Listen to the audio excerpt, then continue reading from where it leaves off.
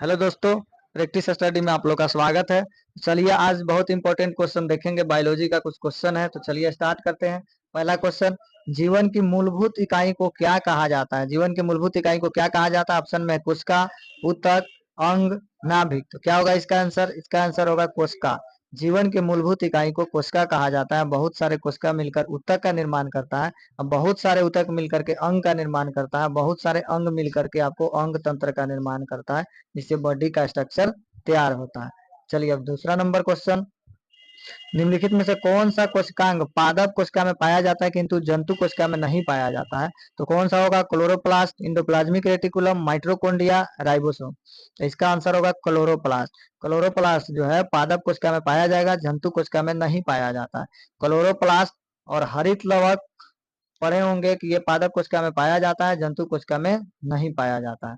फिर है option B में इंडोप्लाज्मिक रेटिकुलम। तो इंडोप्लाज्मिक रेटिकुलम क्या करता है? तो प्रोटीन का संश्लेषण करता है। ये दो होता है, एक रफ इंडोप्लाज्मिक रेटिकुलम होता है और एक स्मूथ इंडोप्लाज्मिक रेटिकुलम होता है। इसी रफ इंडोप्लाज्मिक रेटिकुलम पे ये राइबोसोम पाया जाता है, जो प्रोटीन का संश्लेषण करता है। जो स्मूथ इंडोप्लाज्मिक रेटिकुलम है, जो क्या करता है? वसा का संश्लेषण करता है। ये जो सी नंबर ऑप्शन में है माइट्रोकॉन्ड्रिया, माइट्रोकॉन्ड्रिया क्या होता है? तो ये कोशिका का शक्ति स्थल कहा जाता है।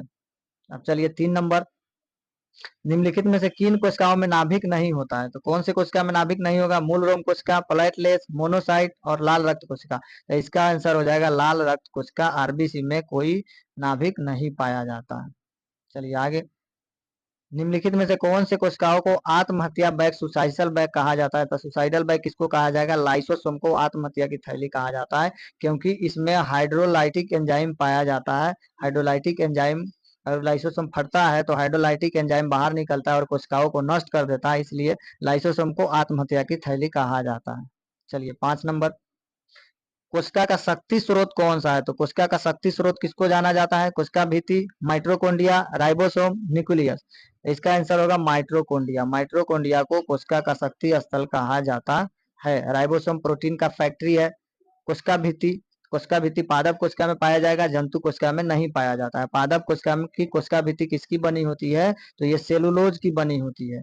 एक आपको कवक की कोशिका भित्ति पूछेगा तो वो काइटिन का बना होता है। चलिए आगे क्वेश्चन, मानव शरीर में मौजूद निम्नलिखित कोशिकाओं में से किसमें माइट्रोकॉन्ड्रिया नहीं पाया जाता? किसमें माइट्रोकॉन्ड्रिया नहीं पाया जाएगा? तो आरबीसी में माइट्रोकॉन्ड्रिया नहीं पाया जाता है। चलिए 7 नंबर, निम्नलिखित में से कोशिका का नियंत्रण केंद्र किसको कहा जाता है? तो कोशिका का नियंत्रण केंद्र किसको कहा जाता है? तो कोशिका का नियंत्रण केंद्र केंद्रक को कहा जाता है। केंद्रक को कोशिका का नियंत्रण केंद्र कहा जाता है।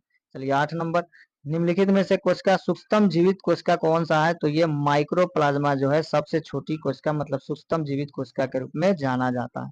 फिर आइए 9 नंबर, निम्नलिखित में से किस एक कोशिकीय कोशिकांग समूह में डीएनए होता है? तो डीएनए किस में होता है? तो डीएनए सूत्र कणिका, केंद्रक और हरित लवक।